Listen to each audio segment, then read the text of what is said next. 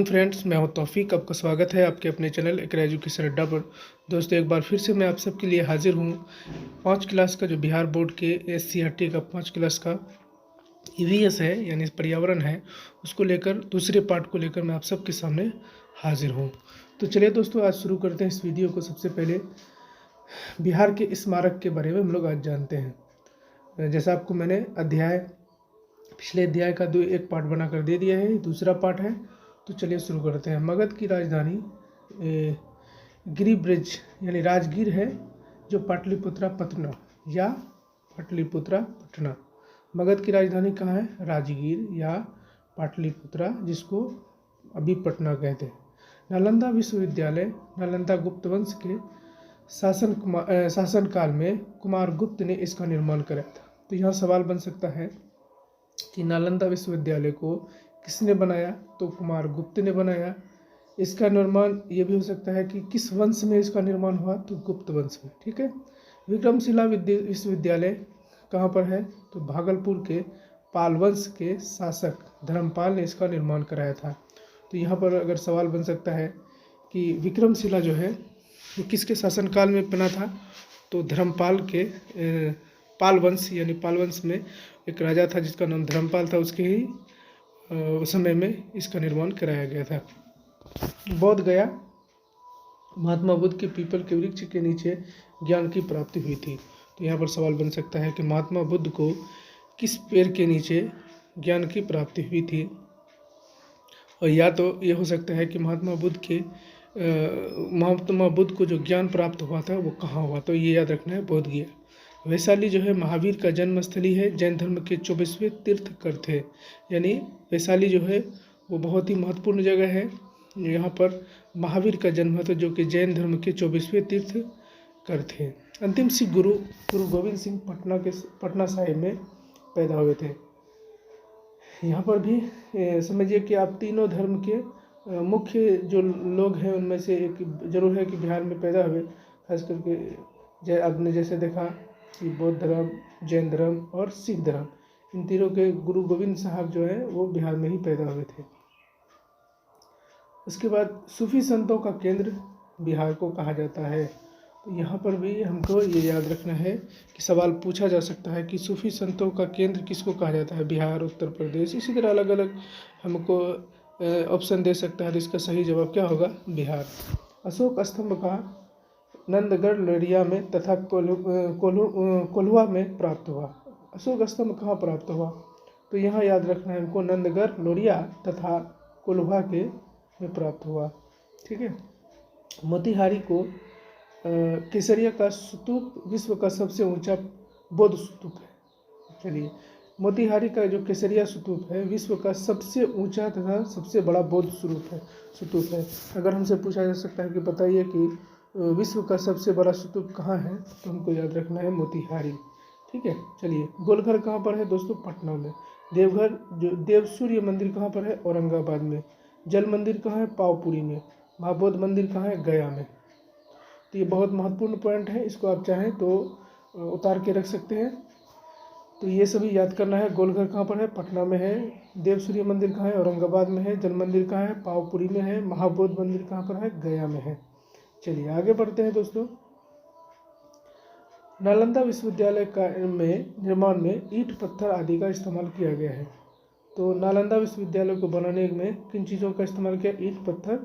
तो यहाँ पर देखिए सवाल बन सकता है कि किन चीज़ों से नालंदा विश्वविद्यालय को बनाया गया? तो ईंट और पत्थर से। ठीक है। सीमेंट की जगह पर सुर्खी चूना, उड़द की दाल का छोवा तथा गोंद आदि का प्रयोग किया गया है। सीमेंट की जगह में क्या इस्तेमाल किया गया? सुर्खी चूना, उड़द की दाल, छोवा तथा गोंद आदि का प्रयोग किया गया है। चलिए आगे बढ़ते हैं। अध्याय 6 में जब हम चलते हैं, सिंचाई के साधन। तो जैसा आपको मालूम है कि सिंचाई के साधन बिहार में क्या क्या हैं, फिर भी मैं आपको इसमें किताब में है जो रिपीट करा देता हूँ।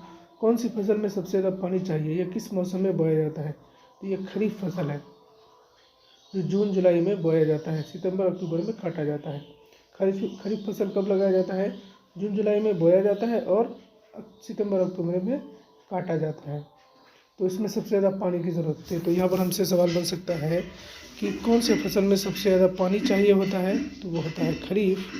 और इसमें कई सारे सवाल बन सकते हैं, कौन सी फसल कम पानी चाहिए, यह किस मौसम में बोया जाता है। तो कौन से फसल को सबसे कम पानी चाहिए, तो वह है रबी, जो अक्टूबर नवंबर में बोया जाता है और जनवरी फरवरी में काटा जाता है। जैसे अभी इसका मतलब रबी में हो जाएगा गेहूँ जो है अभी बोया जाएगा और जनवरी फरवरी में काटा जाएगा। खरीफ जो है उसमें धान आएगा आपका, कि धान को बरसात के समय में यानी जून जुलाई में बरसात जैसे होने लग जाता है, तो उस वक्त हम धान को बोते हैं और क्या कहते हैं अभी काट लेते हैं। इसी तरह रबी में यानी आपको गेहूँ को बोना है, गेहूँ मकई वगैरह अभी बोया जाता है और जनवरी फरवरी में इसको काट लिया जाएगा। परंपरागत से लोग नदियाँ, तालाबों, कुआं से सिंचाई करते हैं। तो यहाँ पर सवाल हो सकता है कि दोस्तों कि बिहार में ज़्यादातर लोग अपनी खेती बाड़ी को करने के लिए, अपने खेतों की सिंचाई के लिए सबसे ज़्यादा किन चीज़ों का इस्तेमाल करते हैं, तो नदियों का, तालाबों का और कुओं का सिंचाई के लिए इस्तेमाल करते हैं। नलकूप, बोरिंग भी है। चलिए अब आगे बढ़ते हैं। अध्याय 7 में जब चलते हैं, जितना खाओ उतना कमाओ, तो इसमें कोई ख़ास सवाल है नहीं, इसलिए इस पर हम लोग बात नहीं करेंगे। उसके बाद आगे जब चलते हैं तो रॉस की जंग, मलेरिया की जंग संग, यह है चैप्टर नंबर 8। इसमें मलेरिया की जो व्यक्ति है एक दूसरे के व्यक्ति से संक्रमण बीमारी है। तो यहाँ पर दोस्तों सवाल बन सकता है कि मलेरिया किस तरह की बीमारी है। यह है संक्रमित बीमारी है। मलेरिया के बारे में सर्वप्रथम रोनाल्ड रॉस ने ही बताया था। तो यहाँ पर सवाल बन सकता है कि मलेरिया के बारे में सबसे पहले किसने बताया, तो रोनाल्ड रॉस ने। ठीक है। रॉस का जन्म उत्तराखंड के राज्य के अल्मोड़ा नामक शहर में हुआ था। रॉस का जन्म कहाँ पर हुआ था, तो भारत के उत्तराखंड राज्य में अल्मोड़ा नामक शहर के में। कुनेन की पत्तियाँ, छाल, इनका इलाज होता है। तो मलेरिया का जो बीमारी का इलाज होता है वो कुनेन की पत्तियाँ, इससे इसका इलाज किया जा सकता है। इसको किस मच्छर के काटने की वजह से ये होता है, तो मादा एलिफेन मच्छर की वजह से, एनाफिल मच्छर की वजह से। ये मच्छर जो है काटेगा अगर, तो आपको मलेरिया की बीमारी हो जाएगी। तो मलेरिया से जुड़ा हुआ कई सारा सवाल था जिसका हल इसमें आप कर पाए। सबसे पहला तो ये है कि मलेरिया कैसी बीमारी है, संक्रमक बीमारी है। उसके बाद इसका सर्वप्रथम दवाई किसने बताया था, रोनाल्ड रॉस ने। रोनाल्ड रॉस कहाँ पैदा हुआ, तो उत्तराखंड के, भारत में उत्तराखंड में और अल्मोड़ा जगह में। कौन सी इनके इलाज के लिए क्या किया जाता है, तो कुनेन की पत्तियाँ इस्तेमाल की जाती है, उसका छाल इस्तेमाल किया जाता है। ये कौन से मच्छर के काटने से होता है, एनाफिल मच्छर की वजह से। चलिए आगे चलते हैं। अध्याय 9। अध्याय 9 में कोई खास बात नहीं है, इसीलिए उस पर हम लोग कुछ बात नहीं करेंगे। उसके बाद अध्याय 10 में हम लोग चलते हैं सीधे, जो बहुत महत्वपूर्ण होगा। जैसे कौन कौन से फसल रबी होता है, और जैसे कौन से फसल सर्दी में कौन कौन से फसल होते हैं। गेहूँ हो गया, सरसों, जौ, धनिया, गाजर, आलू, प्याज, टमाटर, मटर, ये सभी कब होता है, सर्दी के दिनों में। उसको सर्दी के दिनों में जो फसल होता है उसको रबी कहते हैं। गर्मी के दिनों में जायद, तरबूज, खीरा, ककड़ी, उड़द, मूंग, सोयाबीन। आमतौर पर जायद फसल सबसे ज़्यादा जाता है। तो यहाँ पर हमसे पूछा जा सकता है कि गर्मी के दिनों में कौन से फसल उपजाए जाते हैं और उसका नाम क्या है, तो यहाँ याद रखना हमको जायद। ठीक है। बरसात में लगाई जाने वाली फसल को खरीफ फसल कहा जाता है। जो बरसात के दिनों में जो फसल लगाया जाता है उसको खरीफ फसल कहा जाता है। सर्दी में लगाई जाने वाली फसल को रबी फसल कहा जाता है। अभी मैंने जैसे बताया, गर्मी में लगाई जाने वाली फसल जायद फसल कहलाता है। जो बहुत ज़्यादा जब गर्मी पड़ती है उस वक्त ये सभी फसल होता है, तो वैसे फसल को जायद फसल कहा जाता है। ये गर्मी का, ये हो गया आपका सर्दी का, ये हो गया आपका बरसात का। तो ये हमें याद रखना है। ठीक है। बिहार में मानचित्र पर आधारित सवाल है, इस पर कोई प्रश्न नहीं दिया गया है, इसलिए चलिए आगे बढ़ते हैं। अब है यहाँ के भोजन, कौन से राज्य में या कौन से जिले में किस तरह के भोजन लोग पसंद करते हैं। तो भोज्य पदार्थ, इडली डोसा दक्षिण भारत में, पाव भाजी मुंबई में, लिट्टी चोखा बिहार में, मछली चावल पश्चिम बंगाल में, दाल बाटी राजस्थान में। तो इस तरह के जो भोजन है अलग अलग राज्यों में अलग अलग तरह के भोजन खाए जाते हैं। तो ये हमें याद रखना है, इससे भी सवाल पूछा जा सकता है। चलिए आगे बढ़ते हैं। अब है पार्ट नंबर 11, अध्याय 11, जंतु जगत और सुरक्षा संरक्षण। बिहार के पश्चिम चंपारण में वाल्मीकि वन्य जीव अभयारण्य है। अगर हमसे यह पूछा जा सकता है कि वाल्मीकि वन्य जीव अभयारण्य कहाँ है, तो हमें याद रखना है दोस्तों, बिहार के पश्चिमी चंपारण में। ठीक है, उसके बाद कांवड़ झील है। कांवड़ झील कहाँ है? बेगूसराय में। वाल्मीकि वन्य कहाँ है? बिहार के चंपारण में। और कांवड़ झील कहाँ पर है? बेगूसराय में। राष्ट्रीय उद्यान में बिहार उद्यान विधि से इस में से खुद पढ़े पुस्तक में कोई सवाल नहीं दिए गए, तो आपको खुद इस किताब को पढ़ लेना है, जिससे कोई सवाल रहेगा तो आप उसको आसानी से समझ पाएंगे। और विश्नोई राजस्थान की एक जनजाति है, ये वन्य प्राणियों की रक्षा करते हैं। तो अगर यहाँ पर सवाल पूछेगा कि विश्नोई किस तरह की जाति है, कहाँ की रहने वाली जाति है, क्या बिहार की है, उत्तर प्रदेश की है, राजस्थान की है, तो हमको याद रखना है राजस्थान की है। इसका काम क्या है? वन्य प्राणियों को रक्षा करना। चलिए आगे बढ़ते हैं तो अध्याय 12 में जब चलते हैं, मान गए लोहा। इस चैप्टर का नाम है विश्व विकलांगता दिवस। 3 सितंबर को मनाया जाता है। अगर हमसे कोई पूछे, हमसे सवाल बन सकता है कि विकलांगता दिवस कब मनाया जाता है, क्योंकि इस तरह के सवाल अक्सर पूछे जाते हैं। वो 3 दिसंबर को विकलांगता दिवस मनाया जाता है। ब्रेल लिपि किसे कहते हैं? जैसे आप देखते हैं कि जो बच्चे जिनको दिखाई नहीं पड़ता है, वैसे लोग इसका इस्तेमाल करते हैं। तो ब्रेल लिपि का क्या आकार होता है? ब्रेल लिपि एक खड़े आयताकार स्लेट का 6 बिंदुओं को उभार कर लिखा जाता है। इसको ब्रेल लिपि कहा जाता है। जो बिना नेत्रहीन बच्चे होते हैं, वो उनकी बिंदुओं पर उंगली रख कर उनको समझते हैं।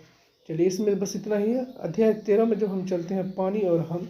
पानी हमें कहाँ कहाँ से मिलता है? तो नल या कुआं से, हैंडपम्प से, नहर से। और सबसे पहला जो सबसे बड़ा बाढ़ आया था बिहार के अंदर, 18 अगस्त 2008 को आया था। तो हमें ये भी याद रखना है, ये भी पूछा जा सकता है कि बिहार में भयंकर बाढ़ कब आया था? तो 18 अगस्त 2008 को। ठीक है, चलिए आगे बढ़ते हैं। चलते हैं अध्याय 14 में, सीरज और उसके अनेक। सौर कुकर, सूर्य के ताप से खाना।